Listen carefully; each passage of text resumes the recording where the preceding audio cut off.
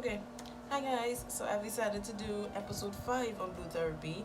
It just released today. I decided not to watch it. I wanted my live reaction to be recorded, so let's get into it. Okay, so right now, as the video started, Chuma did not go home with him. He's coming to the therapy session alone and hoping that she turns up because she did not go home with him after the last session. And she's right. She's right to do that. All she asked him was how his week was, and he asked him if it's a trick question like, he started foolishness already. I am already fed up. Already off the bat, Paul is moving like her feelings and how she felt from the last session is a joke. Is whoa, and it's all these kind of little things at him being a nuisance and trying to annoy the girl. Cause I am getting annoyed for her, like, and mocking the therapist by saying hi, hi. Like, bruh, you could be any more annoying. Like, really, could you be any more annoying? Posting on social media. It's a very, very big. He just said he needed an apology from her. Did he say that? Boy. So I don't like the fact that he made Chuma go first and was kind of talking about old ladies first. And do you recommend that I go? She tell me what to do. Whatever. She went first, then he went. But I find he was stuttering a little too much. But I could say 1,000 things, but he's stuttering. Come again. Come better. So we all to Deborah Jamal. You really telling me sis popping up on him? Girl, if you want to check in, message first though. Like, I mean, unless he giving you reason to think he little sketch or little sus, alright, I'm all for popping up. But you see the random checks like, and the man ain't doing nothing like this. Jamal is upset that she popping up. Just like I said, how we mentioned that he's not a kid. Just like I said, she treats him like if she's mummying him. So, I'm being granted. I'm hoping that nothing reveals coming on to the end of the episode. I'm still in the beginning, so let's continue. Just like I said, if it's one thing I don't like about Jamal, it's the sketchiness with the females on social media. And if it is you with your girlfriend, you're living with her, have some kind of line that nobody's supposed to cross.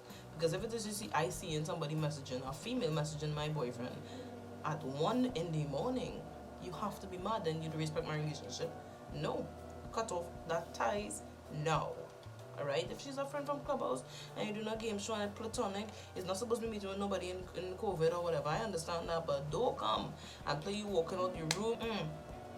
When you get a text that hour the night you have to be mad. I don't agree with that. You're wrong.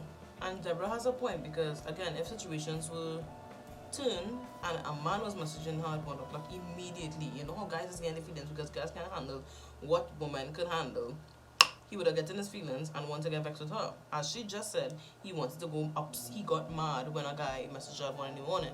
So let's be real here. You're wrong. Don't be messaging nobody at no 1 o'clock in no morning because I ain't handling that. So that's where the trust issues fall. Hold up. So we're back to Chuma and Paul right now, and she asked what is some things that you do for each other. So she was talking about I run him a bath, I cook, you know, all these little nice cute gestures and all these different stuff. Paul, however, his gestures and his things that he does for her is more business, more I'm going to help you, I'm going to help, like if they're business partners. And that up to now he didn't list anything like romantic or anything like loving. I'll bring home flowers for her, I'll do this. No, like, and he little hesitate before he answered, like he was trying to look for what he does for her. The fact that you had to find something that you do for her, bruh. But no, everything he described was literally like I'll do business calls for her and I would help make negotiations for her. Bruh, what you doing as her boyfriend, as her giving her love and affection, not just business. So I personally don't find Chuma is wrong for going outside and getting the help that she needed, because if it is she doesn't see an avenue or opening that suggests that Paul wants to help her in that area, then I mean you wait until she reaches the point of fully paying the guy and developing a good bit of the website for you to then say you don't want to work with him and then want to come on your personal interview and say that why she didn't ask me for help. I mean, no, I agree with her. So he's like, basically he telling her she should do everything he said because he have the expertise. I'm sorry, no, I understand. I'm here for suggestions and I'm here for advice, but don't expect that what you say is going to go and how I'm going to do things your way. Are you mad? Sorry, I am very biased. I really don't like Paul. So anything that's gonna come up my mouth about Paul is going to be negative. I'm tired too, girl. I am tired for you. Paul, I just can't. I just really can't. And again, as I said in my previous video, everything that he says is an irrelevant point. Like, he beats around the bush and he does not make a solid point yet. Like, he just but the thing I'm saying is, like, shut up, you're not making a point right now. You're really insane. All this. Okay, let's do it like this. If it is so on, give an examples, but what the example is for, like what, like the example is not even fitting the scenario that they're talking about at the moment. Like, he is. Even that point that Paul make about his ex and him, like, okay, boo-hoo, all they done, so I don't understand what's the issue. I mean, he was in her life from before, I assume, because he said they were best friends. So one, relax. Two, as Trimmer say, it's way long past that. Like, the money's already paid. If it is you knew that from the beginning, say that, and okay, fine. I would not have done it, but the money is already gone, bruh. So I feel like you should sit down and have all the seats in the stadium. Ooh, this boy really say he's not insecure, cause look at me. I mean, am I the only one that I'm not seeing it? There's not an ounce of attraction there. Like, I'm looking at the screen trying to search for it, and I ain't seeing it. Ooh, we back to Deborah and Jamal. She wrong now. All of a sudden, it flipped the switch now. She wrong. Talking about, that's a guy best friend, and like, he was just saying that she went by him at 1 in the morning because she needed his help. Bruh, no, you can't be double-standard like that, because clearly he's supposed to trust you, but you can't trust him. That don't make any sense, sis. That don't make any sense. She wrong now. Like, that, Deborah couldn't even, like, defend herself when he said it's on an app. Christina's not even seeing him in person. Like, they talk on the app. You have this guy best friend that, yes, I understand, and he knows, but 1 o'clock in the morning, you went over to him, and he was in hysterics. Like, anything could have happened. I'm not gonna put nothing past nobody. So, sis, come again with a better reason. Come again. Now, to a certain extent, I understand that if you have nothing to hide, you could show your phone, right? But that kind of, I feel like that's just.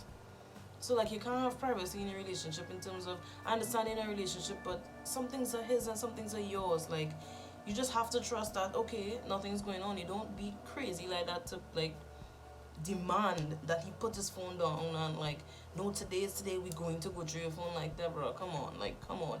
Again, I'm probably being biased because I really don't like her. But, again, I get where she's coming from because Jamal is moving sus.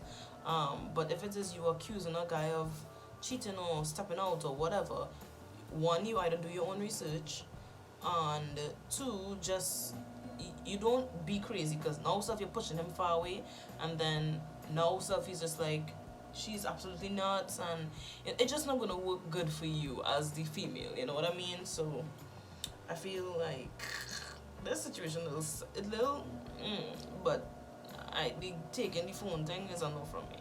Like, I've never met Christine. Christine was just a friend.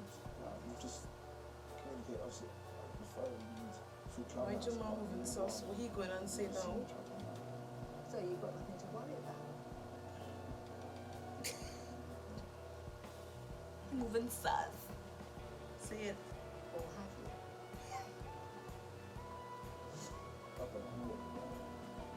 Back to Paul and Chuma. He just, he upsets me so much. He tries to make himself look so educated, and let's put it this way, and like he will start saying a line but then cut off the line by going to an example. Like, bruh, stick with what you're gonna say and say something, because you're literally not saying anything. Oh my god, his face irritates me. His lips, everything just annoys me. Oh my gosh. Tell them Chuma, because men like to do their strippiness, but when women do it, is a problem. Now tell me, I'm not seeing nothing wrong with what you're doing, because you ain't my boyfriend, we ain't permanent, we ain't decide to be exclusive or anything. So if it is she still decide to be seeing somebody else while she's talking to you in the talking stage of dating, which is what dating is, you are talking, you're not exclusive, you could be talking to more than one person, which Paul probably did, but I mean at the time he was fat, so he wasn't getting anything, so relax with that. But it's what people do. You date, you date. That's what dating is. You are dating, you're not exclusive, you're not in a relationship, you ain't tying me down, nothing impermanent here. So lies, go from here. I am with Chuma on this one, just like I am with her on everything, technically. But as she said, she's not going to apologize for that, and I do not give her wrong. Do not apologize for nothing.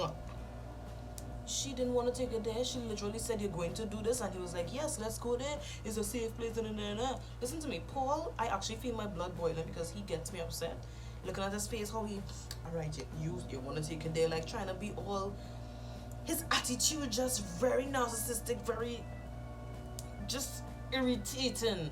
And I don't know how she's done that for 3 years. I don't know. What happens, and this is what I get for being the nice guy. So just I absolutely hate Paul, dog. Like, this nigga just irking my spirit, but I actually feel my blood getting boiled. I feel like I am Chuma. I feel like the anger that she letting out in these therapy sessions is me. Like really right now, you making no point. You making like you. I don't even want to say he dumb, but you're songing dumb. Because I mean, you wasn't together. But if a girl wants to be in a relationship, she'll focus on one man. Alright, great. But as she said, this was before y'all, this was her ex, and this was when I was getting to know each other, the talking stages, you know, when I was now trying to get to know each other. So relax.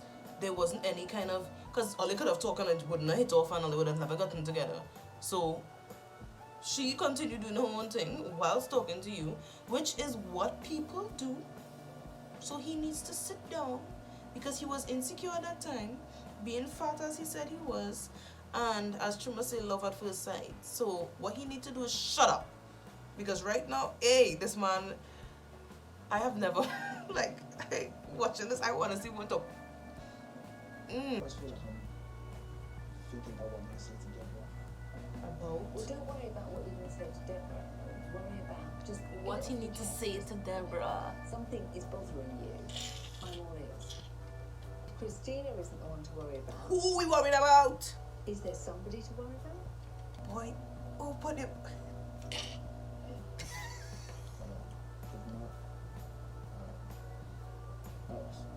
Your ex. What happened to your ex? Change it a little bit. No. We went face to face. We had another session. Oh, conversation. Did you do it? Well, look at it this way. Whatever happened in that car. So that was the end of the episode.